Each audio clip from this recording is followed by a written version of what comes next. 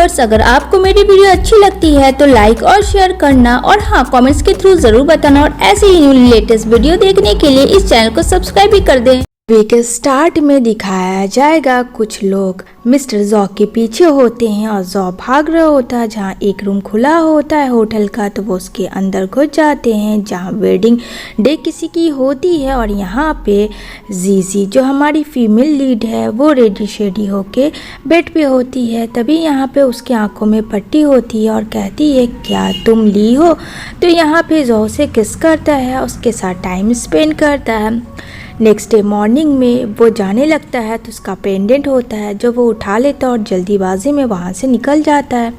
अब ये सब सोच रहा होता है जॉ, तभी वापस आया था लेकिन वहाँ पे जा चुकी होती है जीजी और यहाँ पे असिस्टेंट को कहता है उस लड़की के बारे में पता करो।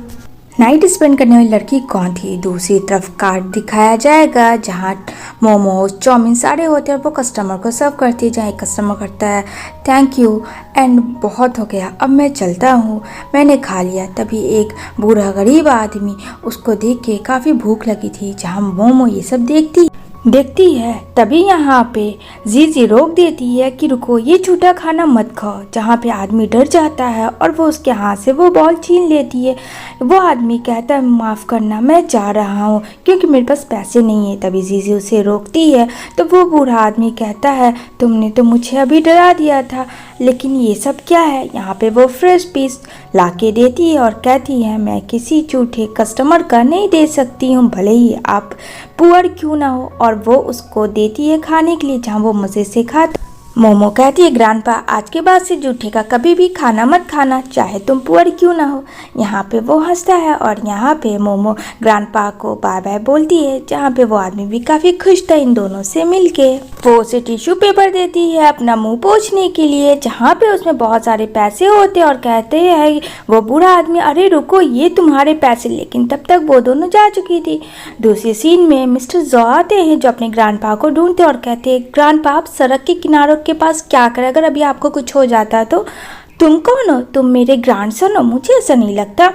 यहाँ पे कहता है क्या हुआ ग्रैंडपा आप ऐसा रिएक्ट क्यों कर रहे हो, मैं ही आपका ग्रैंडसन हूँ, चलो आप घर बहुत लेट हो गए, पागलों की तरह मत घूमो। जहाँ पे दादाजी गुस्सा करते और कहते हैं अच्छा मैं पागल हूँ, मुझे उसी लड़की के साथ जाना चाहिए था, अगर मुझे वो लड़की चाहिए उसे ढूंढो। जहाँ जॉ कहता है ठीक है दादाजी मैं उसे ढूंढ लूँगा, आप टेंशन ना लो। दूसरी तरफ लिजी के पास उसके पुराने घर का बहुत ही अच्छा रकम मिलने को तैयार था। यहाँ पे वो अपनी डॉटर मोमो को कहते जहाँ मोमो काफ़ी खुश थी। सीन शिफ्ट होती है ली के तरफ जहाँ पे ली और लीजा दोनों इंटीमेट थे। ली जो है वो जीजी का हस्बैंड है। यहाँ पे वो आंट को कहती है बहुत जल्द हमारी शादी होने वाली है क्योंकि मैं प्रेग्नेंट हूँ ली के बेबी की। तभी यहाँ पे जीजी उसकी डॉटर आती है तो वो छिप जाती है और यहाँ पे काफ़ी खुश थी मोमो और कहती है डैड आज हम दोनों बहुत खुश हैं, मामा का बिजनेस भी अच्छा चला। और जीजी बता वो पुराने घर में बहुत ही अच्छी कीमत मिला, अब हम लोग का अपना घर होगा। यहाँ पे वो कहता बहुत ही अच्छी बात। उनके जाने के बाद यहाँ पे बाहर आती है लीजा जो काफ़ी खुश थी, अब तो सब कुछ सही है।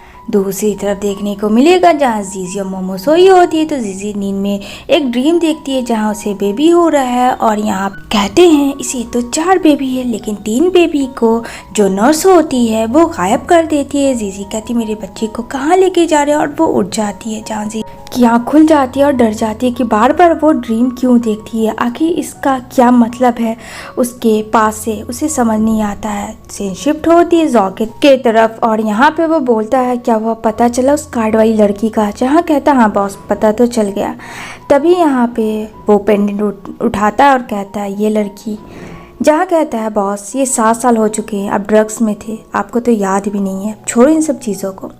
दूसरी तरफ जीजी अपना काम करती हैं जहाँ काफ़ी लेट हो गया था पर अभी तक कुछ कस्टमर नहीं आए थे। यहाँ पे 2 कस्टमर आते हैं जो कि जॉस का असिस्टेंट होता है, उसे देख के काफ़ी खुश हो जाती है जीजी और कहती है आप आओ यहाँ बैठो। यहाँ पे जॉ देखता है उसकी क्लीनिंग को बहुत ही साफ़ सुथरा वो की हुई है। यहाँ पे वो बोलता कल रात तुमने मेरे दादाजी को बताया था। जहाँ जीजी कहती है अच्छा तो ये रख लो कुछ पैसे। जहाँ कहती नहीं मुझे इसकी ज़रूरत नहीं है, क्योंकि उसे पता था जो बहुत अमीर है लेकिन वो लेगी नहीं। तो जैसे वो जाने लगती है तो स्लीप करती है और गिर जाती है। और यहाँ पे जीजी जो का फर्स्ट किस होता है।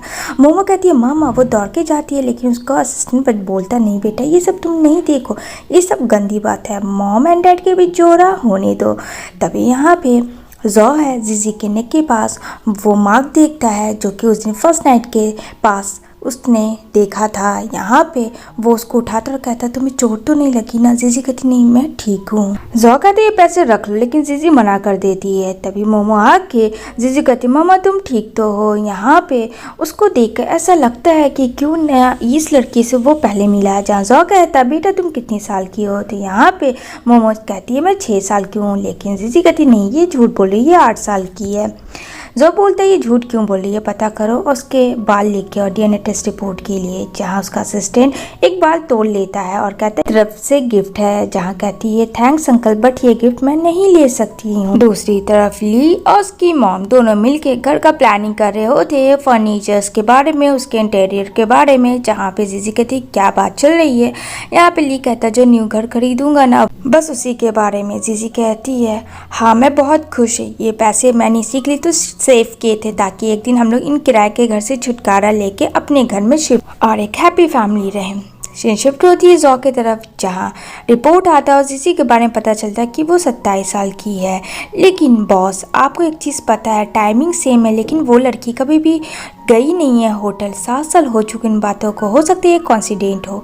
यहाँ पे जो एक प्लान करता है और कहता है वही काम करो। उसका असिस्टेंट जाता है एक मैनेजर के पास और कहता है ये लो ये प्रमोशन है और ली को बता देना। यहाँ पे ली को फ़ोन करके बोलता है कि तुम्हारा प्रमोशन हो गया। वो काफ़ी खुश था और जीजी को गले लगा मेरी कंपनी से फ़ोन आया था मेरा प्रमोशन हो गया। उसकी मॉम तो काफ़ी खुश होती है कि मेरा बेटा है ही इतना अच्छा, उसने उस कंपनी के लिए जान दिया। और कहती सैलरी कितनी बड़ी। जहाँ कहता है 2 गुना। और काफ़ी खुश हो जाते हैं सारे लोग कि अब सब कुछ सही। पर ये सब प्लान तो जॉ का था। जीजी के बारे में हकीकत पता करने के लिए शिफ्ट होती है, जहाँ पे ली की फैमिली बहुत ग्रैंड पार्टी रखती है। एक तो हाउस वेयरिंग की और दूसरी प्रमोशन की उसके बेटे की। जहाँ पे लीजा आती है अपने डैड के साथ जो कि ली फैमिली के बिजनेसमैन है और यहाँ पे वो इंट्रो करवाती है। साथ में जीजी और उसकी डॉटर आती है जो कि बहुत ही वेयर ड्रेस पहनी थी। यहाँ पे उसकी मदर इन लॉ काफ़ी ज़्यादा बुली करती है कि तुमने तो नाक ही कटाना इतने बड़े पार्टी में ये सब ड्रेस पहन के। जहाँ मोमो कहती है प्लीज़ दादी ऐसे मत बोलो। यहाँ पे जो ली की मॉम होती है वो बोलती है आज मैं बहुत खुश हूँ क्योंकि ये सब मेरे अकेले की बात नहीं थी, ये मेरी वाइफ ने किया है, तो आज मैं इंट्रो करवाता हूँ। जीजी खड़ी होती है जाने के लिए, लेकिन ये क्या, वो तो लीज़ा का नाम लेता है कि वो उसकी वाइफ है। और यहाँ लीज़ा जीजी को पुश करके वो उसके पास जाती है और कहती है अरे नहीं ये सब तो हम दोनों ने मिलके किया है, ये मेरी अकेले की नहीं ली और उसका प्यार भी है जो हम दोनों को आज यहाँ तक पहुँचाया। और मैं एक और गुड न्यूज़ देना चाहती हूँ कि मैं ली के बच्चे की मम्मी बनने वाली हूँ, मैं प्रेग्नेंट हूँ, हम दोनों बहुत जल्द शादी करने वाले। जीजी काफ़ी गुस्सा करती है कि ये सब क्या है, तुमने 7 साल मेरे से रिश्ता रखा कि लाइसेंस मिलने के लिए, ताकि लाइसेंस मिल जाए तो हमारा घर होगा और वो मैंने किया। जहाँ भी उसकी मदर इन लॉ कहती है तुम एक कार्ड वाली हो, तुमसे इतनी गंदी बदबू आती है, तुमने सोच कैसे लिया कि हम तुम्हें अपने घर की डॉटर इन लॉ बना के रखेंगे। जहाँ पे ली कहता है तुम्हें पैसे चाहिए ना जो 7 साल मुझ पे खर्च किए, ये देखो 10 यूरोन। जहाँ पे जीजी थप्पड़ जड़ती और कहती बस इतने ही, और जो घर मैंने खड़ा किया उसका क्या। यहाँ पे मोमो की तबीयत ख़राब होती है, वो उसे उठाती है और कहती है ये मेरा घर है, मैं यहाँ से नहीं जाऊँगी।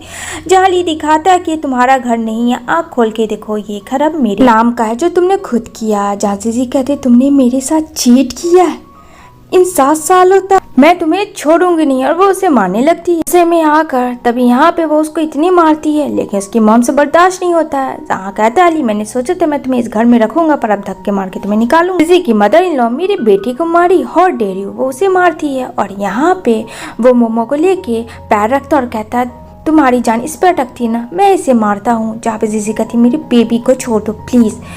ये सब हो ही रहा होता है जहाँ जॉ अपनी टीम के साथ आता है और यहाँ पे वो पेंडेंट देखता है जो मोमो के गले में होता है, हाफ पेंडेंट। और यहाँ पे जो अपने पॉकेट से निकालता है जो सेम पेंडेंट वही था। यहाँ पे उसका असिस्टेंट के पास फ़ोन आता है, वो 7 साल पहले वाली लड़की, उसका सरनेम जीजी है, वो कोई और नहीं वही लड़की है। ये सारी बातें जॉ को वो बता देता है, जॉ जो 7 सालों से उसे ढूंढ रहा था। जैसे ही वो चेयर उठा के मारने वाला होता है मोमो को, तो जॉ आता है और कहता बस बहुत हुआ, यहाँ तमाशा करना बंद करो, अगर तुमने इसके साथ कुछ भी गलत किया तो मुझसे बुरा कोई नहीं होगा।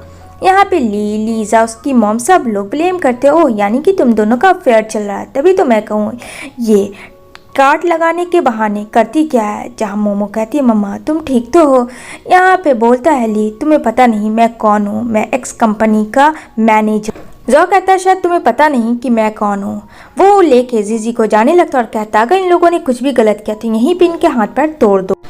लीजा के डैड के पास कॉल आता है जहाँ कॉन्टैक्ट जो कंपनी तोड़ देते हैं। इससे तो लीजा के डैड का दिवाला ही निकल जाता है कि आखिर वो कॉन्टैक्ट टूट कैसे गया, क्या सच में ये बहुत बड़ा आदमी है, कहीं ये वही तो नहीं जो हम लोग सोच रहे हैं। सीन शिफ्ट होती है जीजी की तरफ का, जहाँ वो बेहोश होती है तो होश आता है और यहाँ पे वो उठती है तो मोमो कहती है मम्मा तुम ठीक तो, तुम्हें पता है अंकल ने बचाया तुम्हें, ये अंकल बहुत अच्छे, तुम इस अंकल से शादी कर लो। जीजी कहती है माफ़ करना ये बच्ची है, कुछ भी बोल दी। जहाँ जॉ कहता है ये ठीक तो कह रही है, क्यों नहीं तुम मुझसे शादी कर लेती हो। जीजी बोलती है नहीं मैं तुमसे शादी नहीं कर सकती क्योंकि तुम बहुत अमीर हो। जॉ समझ जाता है कि इसे अपनी आइडेंटिटी अब छुपानी होगी। जहाँ कहता है अरे वो तो मैं झूठ कह रहा था, मैं कोई अमीर वमीर नहीं हूँ, मैं तो एक नॉर्मल से इंसान हूँ। तो यहाँ पे जीजी उससे कांटेक्ट कर लेती है, ठीक है। तभी यहाँ पे वो लोग खड़े होते हैं जहाँ जीजी कहती है हम लोग किसका वेट कर रहे हैं। तो जॉ कहता कार का। जीजी कहती है तुम्हारे पास इतने पैसे कहाँ हैं। अरे ये तो वही इंसान है जो तुम्हारे आगे पीछे घूमता है। अरे ये तो मेरा कज़न है, हम दोनों साथ में मिलके काम करते हैं। जीजी कहती है ओह अच्छा ठीक है। तो वो लोग कार में बैठते हैं जहाँ कहता बॉस 1 घंटा और लगेगा घर को ठीक करने में, तब तक हमें नए घर में चलना होगा।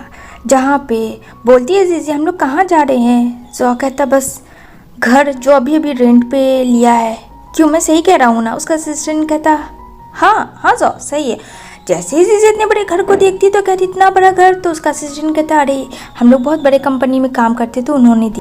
अब तो जॉ को झूठ बोलना पड़ा। इधर जीजी नींद में होती है तो कहती मामा चलो मैं तुम्हें तुम्हारे रूम तक छोड़ देती हूँ। यहाँ पे मोमो क्या करती है डैड के रूम में यानी जॉ के रूम में लेके आती है जो कि उसकी मॉम नींद में होती है और वो वहीं पे सुला देती है।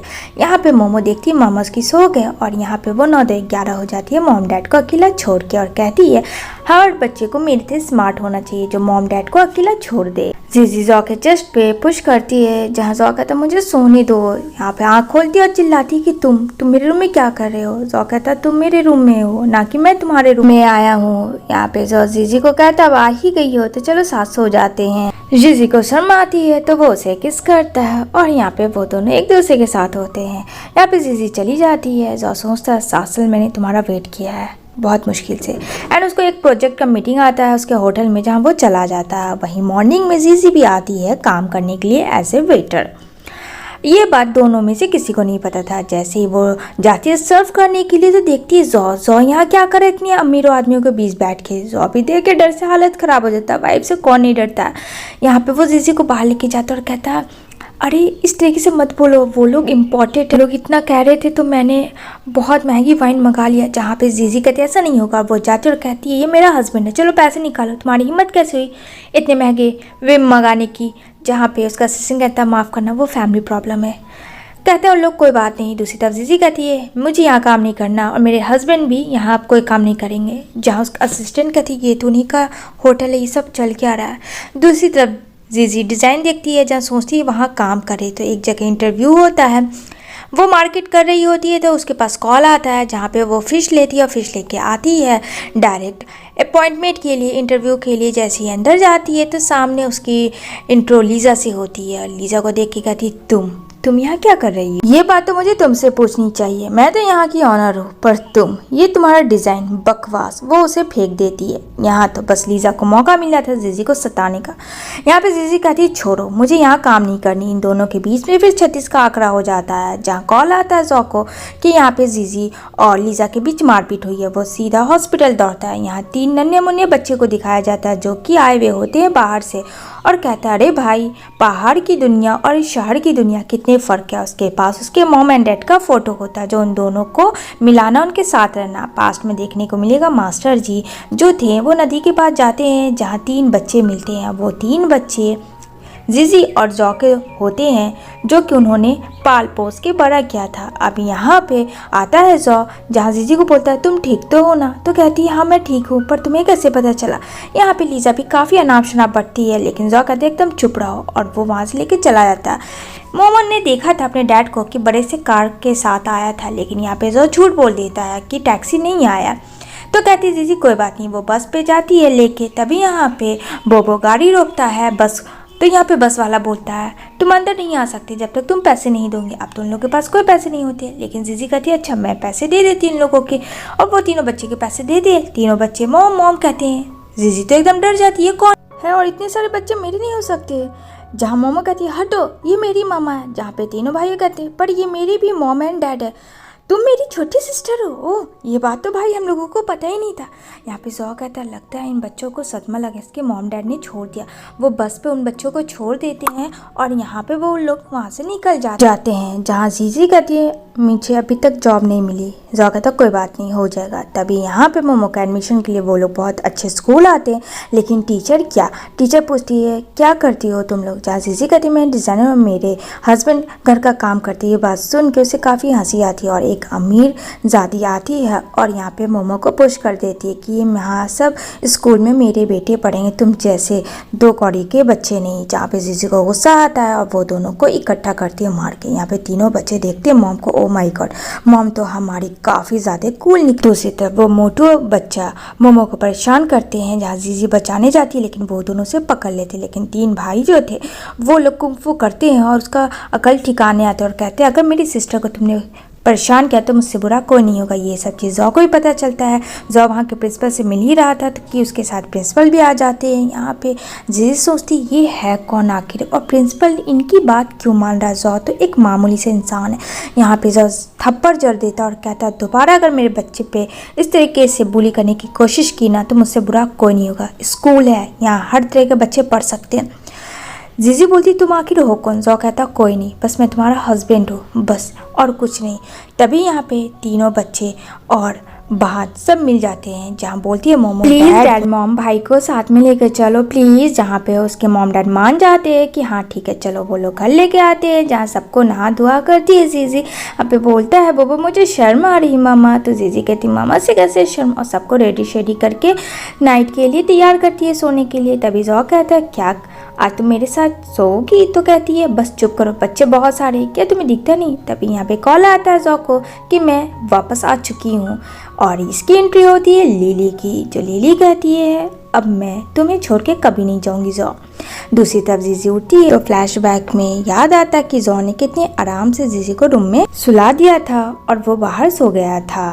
जीजी जैसे ही जाती है बाहर मॉर्निंग में, जहाँ चारों बच्चे और उसके हस्बैंड सब लोग एक प्यारे सा सॉन्ग डेडिकेट करते हैं जीजी के लिए, जहाँ जीजी काफ़ी खुश थी और बच्चों को बाय बोल के जाती है न्यू ऑफिस की तरफ, जहाँ उसको न्यू जॉब मिला था। दूसरी तरफ जो सोचता है इन बच्चों को सच्चाई बता देना चाहिए, जहाँ असिस्टेंट आके कहता है बॉस क्या हो रहा है, ये 4 बच्चे किसके हैं। जहाँ चारों बच्चे कहते हैं ये मेरे डैड है। जहाँ जॉर्ज सोचता हो ना हो ये मेरे बायोलॉजिकल चाइल्ड भी तो हो सकते हैं। खैर इन बच्चों को पहले मैं सच्चाई बता दूँ। कहते हैं कि मैं बहुत अमीर हूँ बट ये बात मॉम को नहीं बताओगे, ये बात छुपा कर रखोगे। जहाँ चारों बच्चे डैड की बात मान लेते हैं। सीन शिफ्ट होती है जीजी की तरफ, जहाँ कंपनी से कॉल आता है कि लेट मत आना वरना नौकरी चली जाएगी। दूसरी तरफ जॉ के जो दादू जी होते हैं वो खड़े होते हैं और यहाँ पे कार जैसे ही आती है उसे ठोकने के लिए, तो जीजी अपनी कार से ठोक देती है और यहाँ पे उसकी जान दादाजी की बचा लेती है। जहाँ पे वो कोई और नहीं लिली होती है। बात जॉ को भी पता चलता है। इधर जीजी कहती है क्या तुम्हें दिख नहीं रहा था वो बूढ़ा आदमी जिसे तुम मारना चाहती हो। यहाँ पे लिली देखती है जीजी को। और फ्लैशबैक में दिखाया जाएगा लिली ने उन तीनों बच्चों को किडनैप करवा के कहा था डॉक्टर से मिलके या तो इसे फेंक दो या तो मार दो, लेकिन सबको इन लोग से दूर कर दो, क्योंकि उसे पता था कि जौ का ही बेबी है, क्योंकि वो जौ से प्यार करती थी। और उस रात जीजी को देख के वो गुस्सा करती है, इस वजह से उसने ये सब किया। यहाँ पे जौ भी आ जाता है, जहाँ लिली को उसे देख के हक करती है। तो यहाँ पे जौ कहता है मेरे पास अब मेरी फैमिली और मेरे 4 बच्चे भी, और जिसे तुम मार रही थी वो मेरे दादाजी। इतना करके वो उन लोग को लेकर चले जाते हैं। शिफ्ट होती है लिली की तरफ, जो कि लिली एक मैनेजर है और वो जीजी के कंपनी में आई है न्यू, जहाँ जीजी की तो होश उड़ जाते हैं कि अभी जिससे मेरी लड़ाई हुई है, पता नहीं मेरी क्या बॉन्डिंग होगी। दूसरी तरफ लिली बुलाती है लीक और कहती है मैंने तो तुम्हें पैसे दिए थे उस रात उसे यकीन दिलाने के लिए कि वो तुम ही थे, तो ये सब फिर कैसे। ली सारा कहानी बता देता है लिली को। लिली कहती है ठीक है मैं तुम्हें 2 मिलियन पैसे दूंगी, ये एडवांस रखो, तुम्हें जीजी को दूर करना है जौ से। जहाँ कहता है ली कि ठीक है काम हो जाएगा। दूसरी तरफ यहाँ पे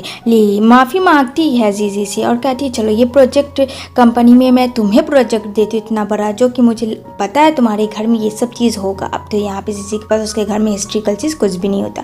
फ़ोन करके बच्चों को कह देती है अगर मैं दरवाज़ा खोलूँ तो तुम लोग दरवाज़ा मत खोलना। इतना करके बच्चे भी कम होशियार तेज़ नहीं थे, वो दादूजी को फ़ोन करते और दादाजी सब इन सब के लिए चुटकियों में काम कर देते। वो सारे घर को रिनोवेट करते और हिस्ट्रिकल चीज़ जो बड़े से बड़े होते हैं वो सब उस घर में ले आते हैं। जहाँ पे ली कहती है तुम लोगों ने दरवाज़ा नहीं खोले, कुछ प्रॉब्लम है क्या? लेकिन दरवाज़ा खुलता है और सब देख के होश मुड़ जाते हैं। यहाँ एक से एक खाने होते हैं, एक से एक चीज़ होती, जहाँ लिली का तो पोपट ही हो जाता है। यहाँ पे जीजी कहती है ये सब कैसे हुआ? जहाँ कहता है मॉम ये सब सीक्रेट है। एक बच्चा सोचता है अब कैसे बताऊँ कि ये सब डैड और दादूजी ने किया। तभी वो दादाजी का एड्रेस तो बता देते हैं। जहाँ पे जीजी कहती है मैं उनसे जाके थैंक्स बोलूँगी। जैसे ही दरवाज़ा खोलती है तो यहाँ तो जौ निकलता।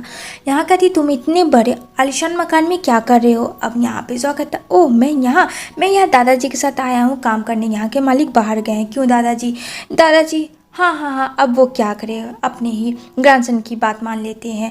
दूसरी तरफ दिखाया जाएगा लिली को, जहाँ पे उसे कहती है एक असिस्टेंट कि तुमने ये सब जानबूझ के किया था, लेकिन देखो जीजी ने इतना अच्छा काम किया कि उसे ये प्रोजेक्ट मिल ही गया। इधर सारे बच्चे बहुत ही प्यारा सा केक बना के दादाजी को देते हैं थैंक्स के लिए, लेकिन यहाँ पे लिली से वो टकरा जाते हैं और लिली इस बुढ़े को के हाथों को कुचल देती क्योंकि उस बुढ़े से काफ़ी हेट करती थी। जहाँ पे जीजी आती है उसे प्रोटेक्ट करती है। तब यहाँ पे जौ आता है उसे थप्पड़ मारता है कि तुम्हारी हिम्मत कैसे हुई दादाजी को इस तरह से बुली करने की। जहाँ वो कहती ये सड़क छाप को तुम अपने दादाजी क्यों कह रहे हो, ये तो एक पागल बुढ़ा है, क्यों नहीं समझते जौ ये बात। तभी वो बुढ़ा अपनी असलियत बताता है कि आखिर वो है कौन। कहता मैं एक बुढ़ा कौन हूँ तुम सब जानते हो, वो एक्स कंपनी का क्वार्टर हेड ऑनर था। ये सब सुन के तो सब शॉक्ड हो जाते हैं। बस दादाजी वैसे बने हुए थे, लेकिन यहाँ पे ये सारी हकीकत जीजी को भी पता चल जाती है। जब वो है तो ये उनका ग्रैंडसन है।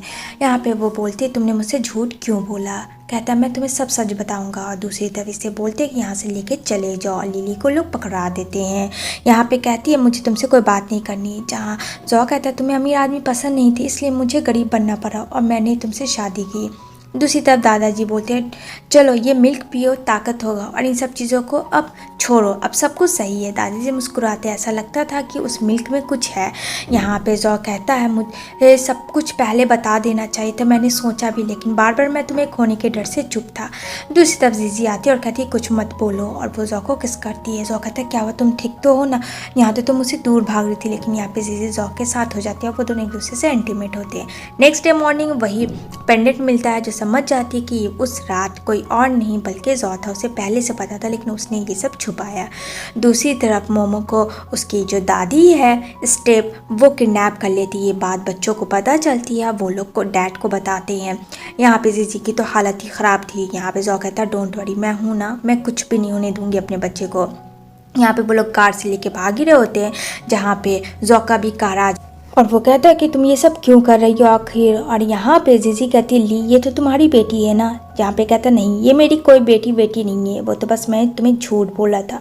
यहाँ पे छोड़ देती है वो मोमो को, जीजी को पकड़ लेती है। यहाँ पे बताती है लिली कि आखिर तुम इससे प्यार क्यों कर। 7 साल पहले मैंने तुम्हें ड्रग्स दिया था मेरे रूम में आने के लिए, लेकिन तुम चले गए इस लड़की के रूम में। ना चाहते हुए मुझे ली को हायर करना पड़ा ताकि वो झूठ बोले और उसका हस्बैंड बन के रहे। ये सब मैंने तुम्हें पाने के लिए किया। जीजी प्रेग्नेंट हो गए 4 बच्चों की, लेकिन मैंने इन 3 बच्चों को भी फेंक दिया, लेकिन पता नहीं ये बच्चे भी वापस जिंदा आ गए, जहाँ पे मास्टर के आते हैं और मास्टर कहते हैं जो अजीजे को, ये सारे बच्चे तुम्हारे जो हमें नदी किनारे मिले थे। यहाँ पे जो काफी गुस्सा करता है और सबको पुलिस के हवाले करता है। जीजी को कहता है तुम ठीक तो हो ना? जीजी कहती है हाँ, ये सारे बच्चे मेरे।